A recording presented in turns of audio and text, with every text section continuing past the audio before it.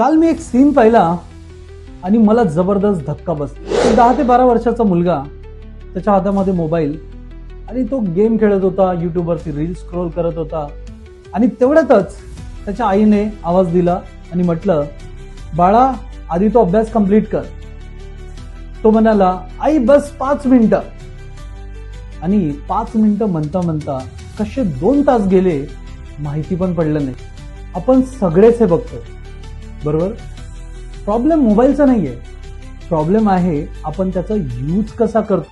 आजचं ट्रूथ काय माहितीये, आपण जर मुलांना सांगितलं की मोबाईल बंद कर, तर तो मोबाईल कधीच बंद करणार नाही. पण जर आपण त्याला हे सांगितलं की मोबाईलचा राईट यूज करून कशा प्रकारे ग्रो होऊ शकतो, तर डेफिनेटली काहीतरी होऊ शकतं. इमॅजिन करा की तोच मोबाईल वापरून जर तो मनी मॅनेजमेंट बद्दल शिकला, तर पैसा कसा वापरायचा हे शिकला, तर इन्व्हेस्टमेंट कशा करायच्या हे शिकला, तर गेम खेळणारा मुलगा जर राईट वे मध्ये मोबाईलला यूज करू शकला, तर आज जर आपण डायरेक्शन नाही दिली तर त्याच मोबाईलचं त्याला ऍडिक्शन होणार.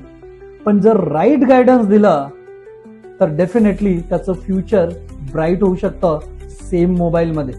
म्हणजेच मोबाईल एक पॉवरफुल टूल बनू शकतं.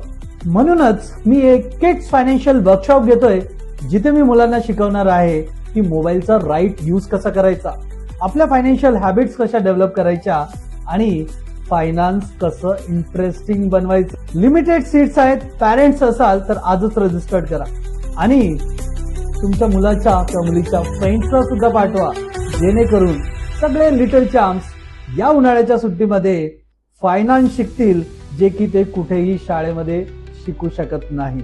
So join right now. Seats are limited. See you in the class. Bye.